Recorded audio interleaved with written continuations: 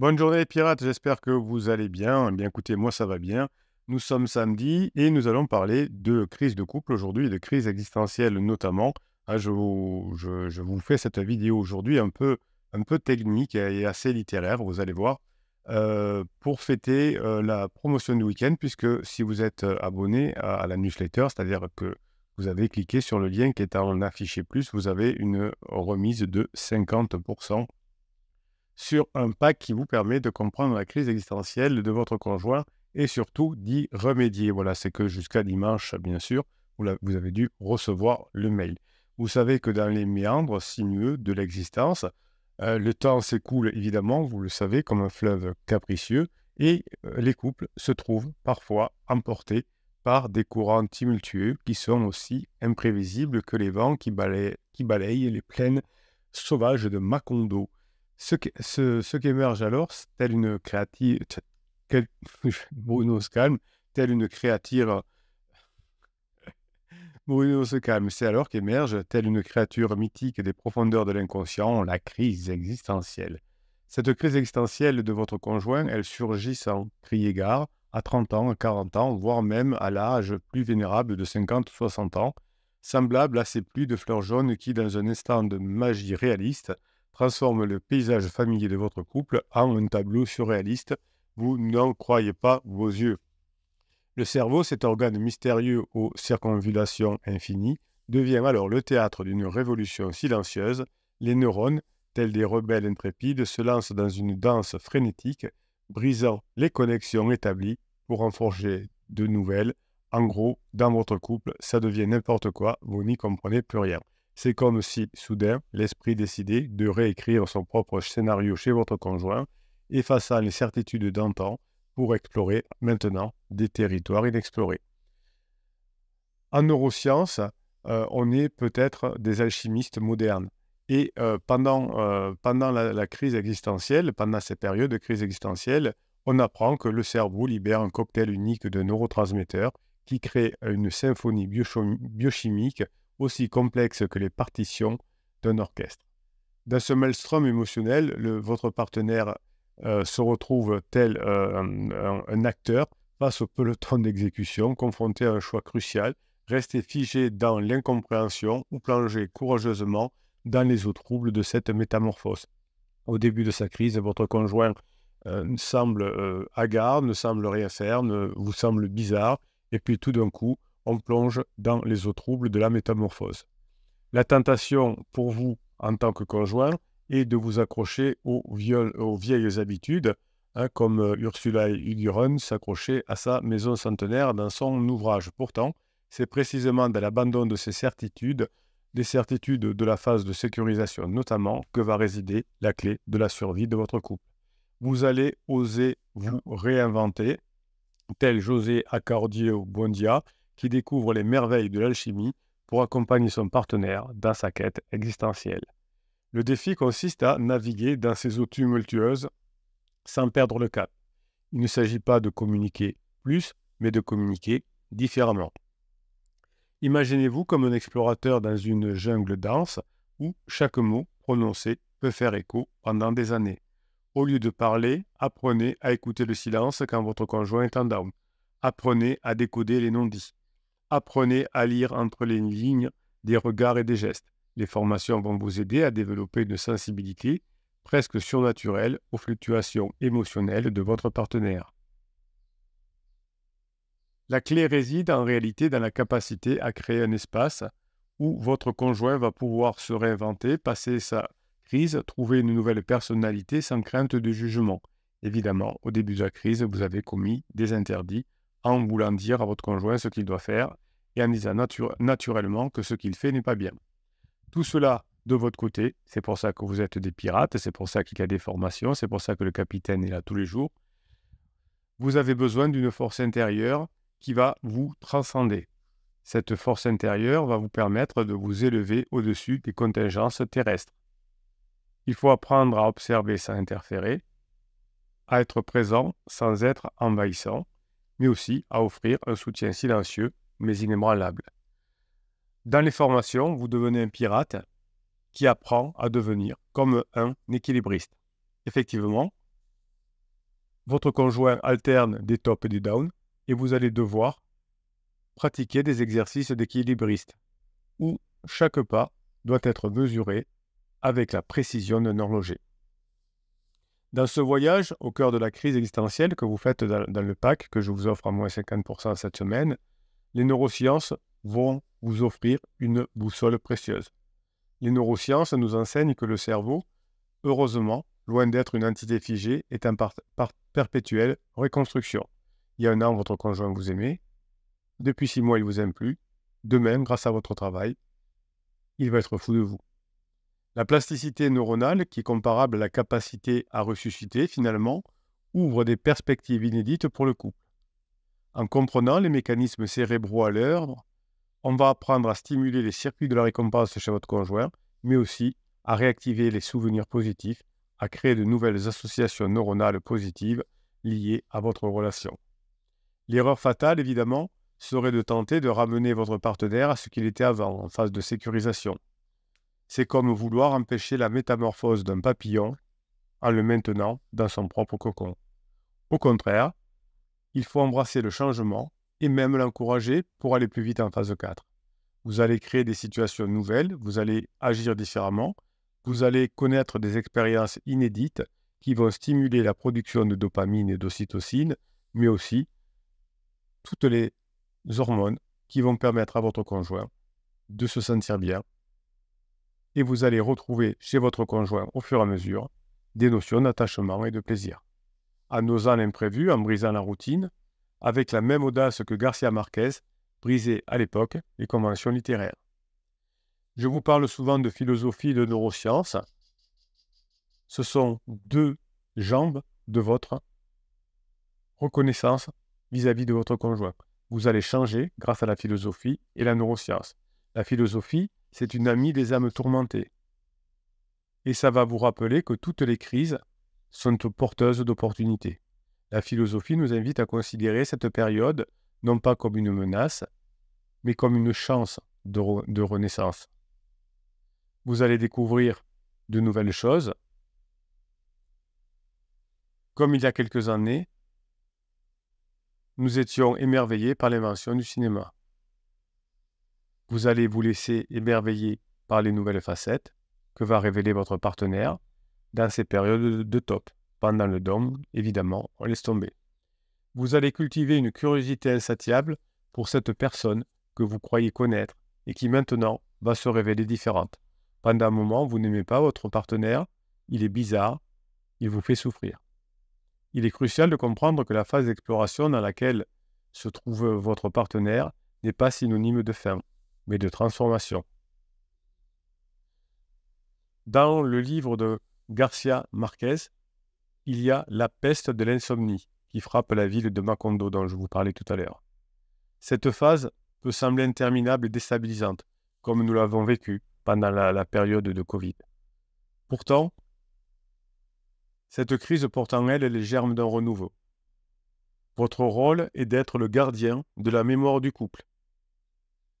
Conservez-vous précieusement, faites du sport, apprenez, mettez en application.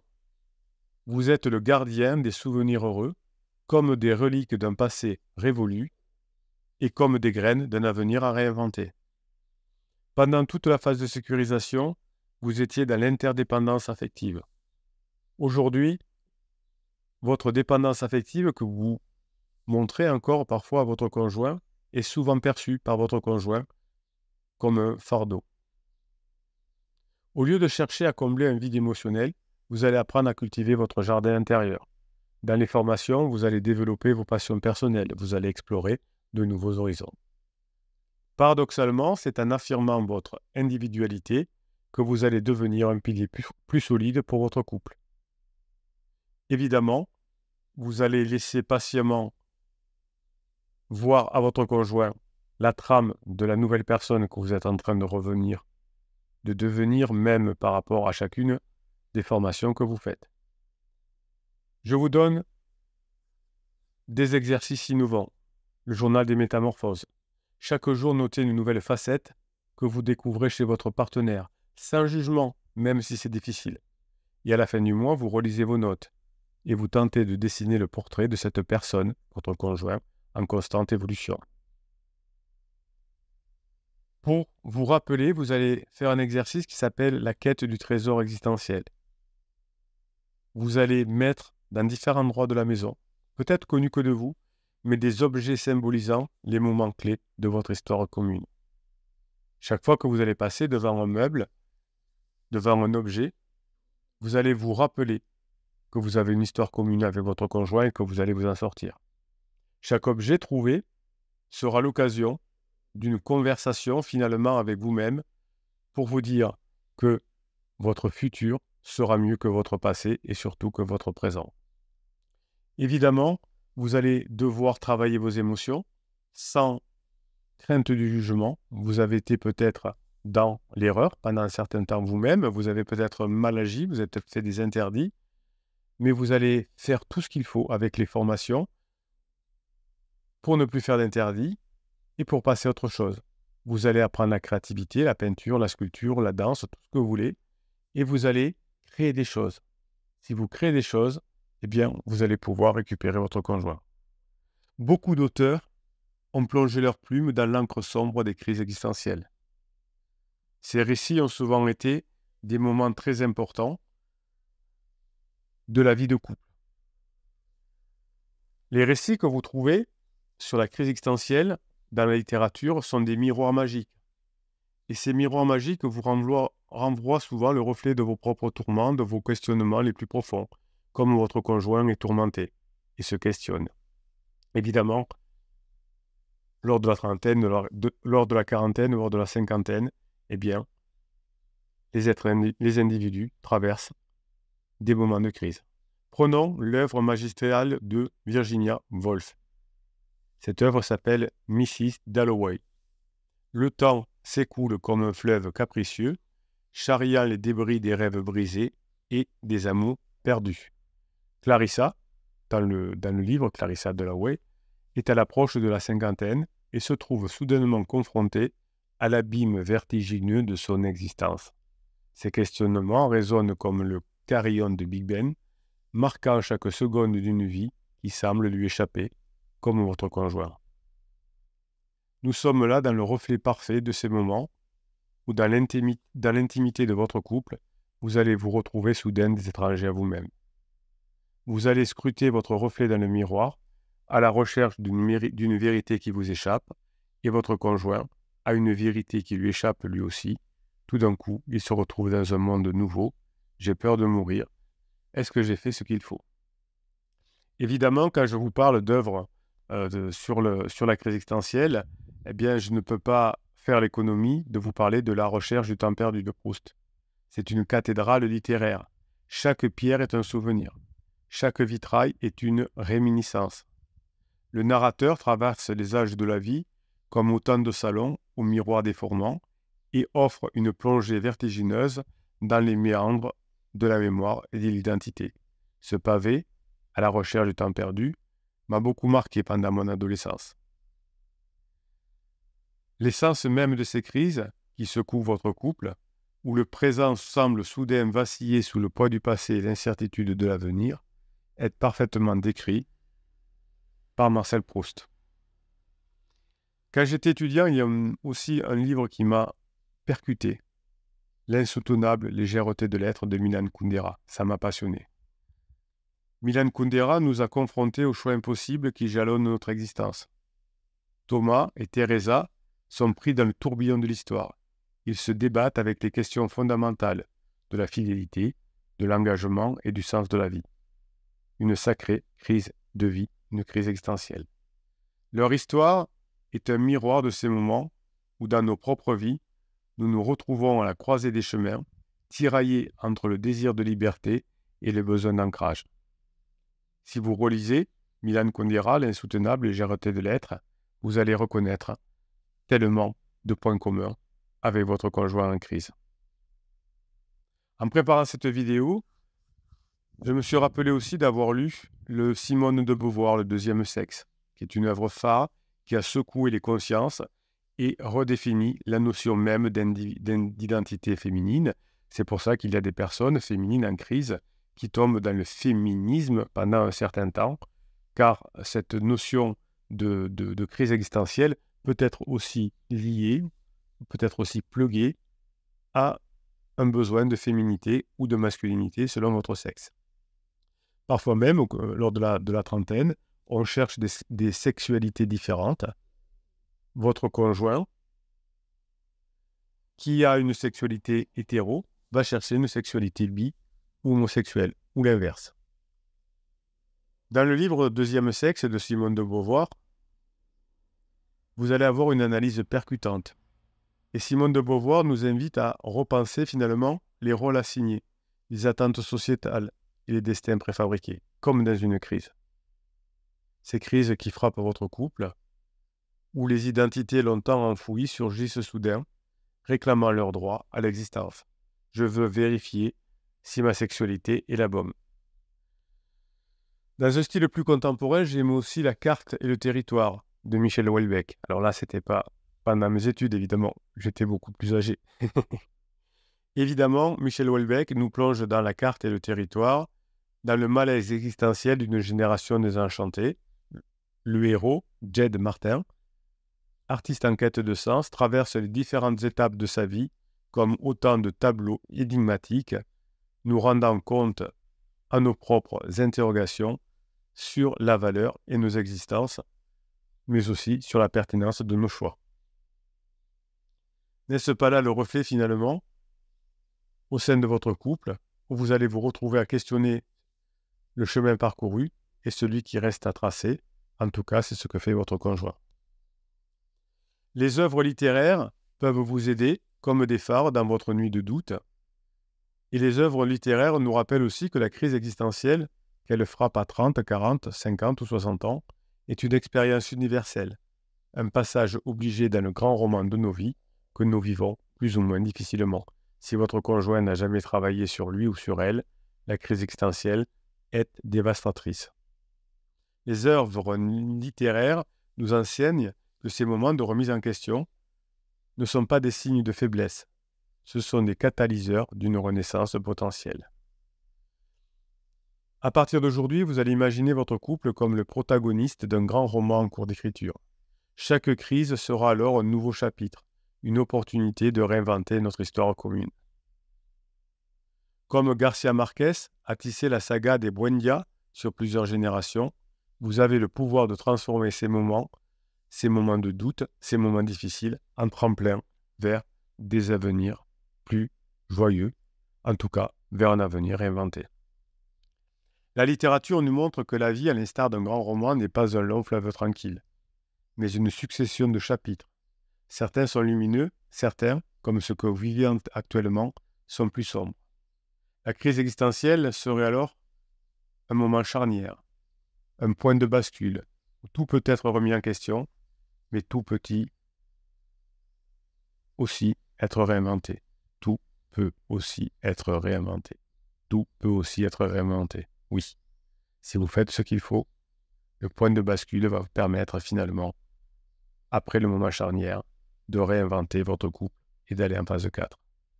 Alors plutôt que de craindre ces moments de remise en question, pourquoi n'en profitons-t-on pas pour travailler sur soi à partir des formations, comme des opportunités de réécrire les ouvrages de sa vie. À partir d'aujourd'hui, chers pirates, vous allez vous imaginer comme des co-auteurs d'une grande épopée, où chaque crise serait l'occasion d'introduire un nouveau personnage, une nouvelle intrigue, un nouveau rebondissement dans votre histoire d'amour. Réécrivez le roman de votre vie, créez une bibliothèque existentielle, marquez vos réflexions personnelles positives, échangez avec les autres pirates sur les formations, qu'est-ce que vous avez aimé, discutez-en, créez un dialogue profond à partir des formations basées sur les connaissances nouvelles que vous avez apprises. Vous allez vivre un nouveau théâtre des émotions. Vous allez choisir une scène d'un roman que je vous ai cité ou d'autres, peut-être même d'une pièce de théâtre, qui va résonner avec votre situation actuelle. Et vous allez interpréter ensemble cette pièce. C'est-à-dire que vous allez prendre le rôle de votre époux, de votre épouse ou le même, Vous allez même parfois inverser les rôles. Grâce à ces pièces de théâtre, de romans, vous allez pouvoir comprendre, vous allez vous mettre tour à tour dans la peau des personnages différents. Et tout ça va vous permettre effectivement d'améliorer la situation. Mes pirates adorés, je vous kiffe. Voilà une vidéo un peu différente d'habitude, mais vous savez que vous avez besoin aussi d'avoir la culture scientifique, certes, comme d'habitude avec les neurosciences, mais aussi de savoir que la littérature ne vous a pas oublié et que même la littérature explique ce qu'il faut faire pour revenir en couple. Je vous rappelle que jusqu'à dimanche, vous avez quelque chose d'extraordinaire. Le pack formation, 4 formations, comprendre la crise existentielle et y venir à bout pour 50% de moins. Je vous souhaite la journée que vous méritez. Je vous kiffe et je vous kiffe grave.